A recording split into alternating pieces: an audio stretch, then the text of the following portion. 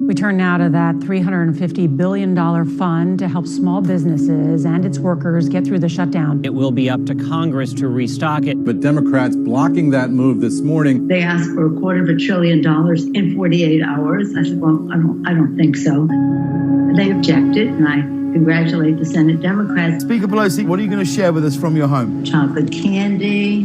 Thousands have been forced to wait for hours at food banks all across the country. This is chocolate, and then we have some other chocolate here. We just got it restocked, the ice cream. You don't want to eat up everything all at one time. I can't do it much longer. I'm trying so hard. Shall we say, enjoying. Having to admit that, yeah, we're starving, and I like it better than anything else. Taping this segment, there are 22 million people out of work. This specific program is about stopping job losses today. This is hurting people bad. Other people in our family look for some other flavors, but Right now, it's survival move. You don't know where that next something else is going to come from. I don't know what I would have done if ice cream were not invented.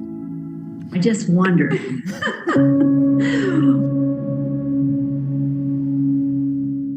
You know, it's weird. One of the voices in that ad was very familiar to me. I can't It's quite. like a deja vu thing. Can't quite. I guess place they're it. watching Rising. Smart. Right? I don't know Smart how folks. I feel about that. Yeah. But no, I mean, look, I think she handed them such a gift because it really does show the way that so many of our leaders, and this isn't a Democrat or Republican thing, honestly, they're multimillionaires. They're all multimillionaires. They haven't lived the way that, you know, that you all are struggling to live right now. They don't connect with that. They're not, that's not their social circle that they're speaking to. Those aren't the phone calls that they're answering. And so, you know, it's so thoughtless and so out of touch to put that kind of like ostentatious display of abundance out there into the world at a time when, as you put it very well, millions upon millions are filing for unemployment as we speak. And it would be a different thing, as we talked about this morning, AOC saying, no, we need to hold the line against anything until we do a multi-trillion-dollar bailout package actually for workers.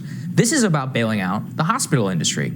Because, and as we were talking about, they have to bail out that industry because they can't admit that our entire healthcare system is completely broken. Because to do that would go against so many of their donors and the insurance industry, which is also getting some nice fat checks here. And that's ultimately what so much of this is about, which is that there's horse trading for the people, both, you know, on the Republican side, there was a lot of corporatism that they're asking for. Then here in the Democratic side, what are they holding it up for? For hospital bailouts, not for worker payments, not for direct cash payments, not for anything. That is what the multi-day delay on the extension of this funding has been. And I just think it tells you everything about the priorities of both of our parties.